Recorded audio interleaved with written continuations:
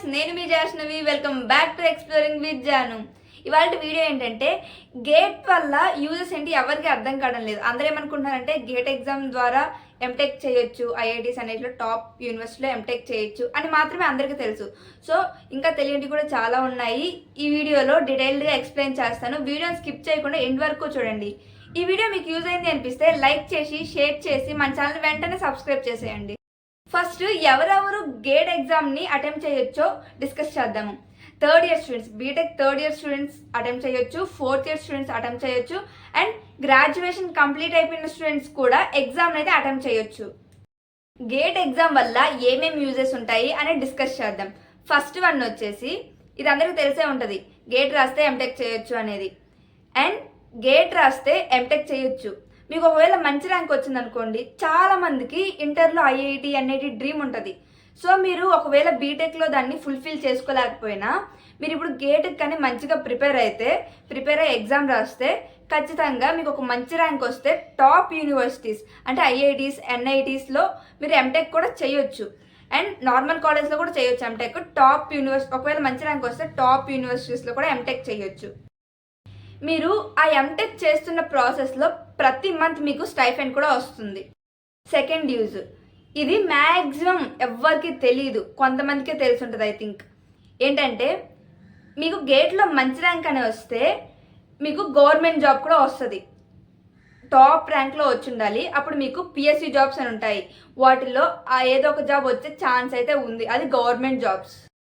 Third use, ఇదేంటంటే మీరు abroad వెళ్ళి చదువుకోవాలి అనుకుంటే త్రూ గేట్ కూడా అబ్రాడ్ వెళ్ళి కొన్ని కాలేజెస్ ఆఫర్ చేస్తాయి, చదువుకోవచ్చు అబ్రాడ్లో కూడా. అండ్ ఫైనలీ ఫోర్త్ వన్, ఇప్పటి వరకు చెప్పినవన్నీ మీకు ర్యాంక్ వస్తే యూజ్ అయ్యేవి. ఇప్పుడు చెప్పేది మీకు ర్యాంక్ వచ్చినా రాకపోయినా యూజ్ అవుతుంది. మీకు గేట్ ప్రిపరేషన్ అయిన ప్రాసెస్లో బ్యాడ్ లక్ కొద్దీ ర్యాంక్ రాకపోయింది అనుకోండి, మీరు ఏం డిసప్పాయింట్ అవ్వాల్సిన అవసరం లేదు. ఎందుకంటే ఇక్కడ గోల్డెన్ ఆపర్చునిటీస్ కూడా చాలా ఉన్నాయి.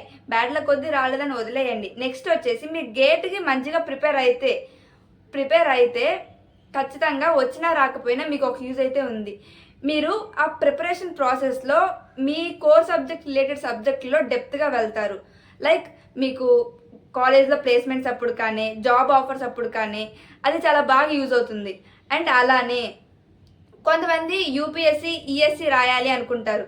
సో వాళ్ళకైతే చాలా బాగా యూజ్ అవుతుంది గేట్ ప్రిపరేషన్ అనేది. ఇప్పటి నుంచి స్టార్ట్ చేస్తే చాలా బాగా యూజ్ అవుతుంది.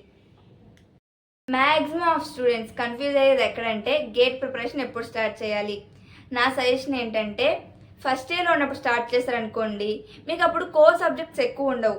ఇంజనీరింగ్ మ్యాథ్స్ని కంప్లీట్ చేసుకున్నారనుకోండి ఫస్ట్ ఇయర్లో, తర్వాత సెకండ్ ఇయర్ నుంచి మీ కోర్ సబ్జెక్ట్ని బ్యాలెన్స్ చేస్తూ వస్తే ఖచ్చితంగా పర్ఫెక్ట్గా కన్సిస్టెంట్గా ప్రిపేర్ అయితే మంచి ర్యాంక్ అయితే వస్తుంది. థర్డ్ ఇయర్లో అటెంప్ట్ చేసిన సెకండ్ ఇయర్ స్టూడెంట్స్ కూడా అంతే.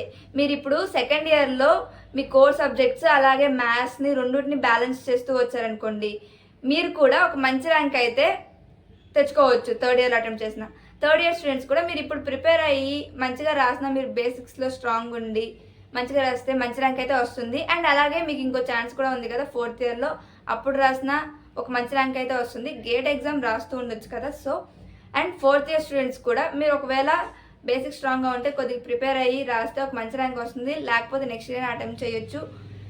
And gate exam me graduation complete అయిపోయిన తర్వాత కూడా అటెంప్ట్ అయితే చేయొచ్చు. గేట్ ఎగ్జామ్ స్కోర్ కార్డ్కి ఐ థింక్ 3 years వ్యాలిడిటీ అయితే ఉంటుంది.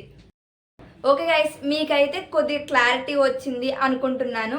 ఈ వీడియో మీకు యూజ్ అయింది అనిపిస్తే లైక్ చేసి, షేర్ చేసి, ఫస్ట్ టైం మన ఛానల్ విజిట్ చేస్తున్నట్టయితే వెంటనే సబ్స్క్రైబ్ చేయండి.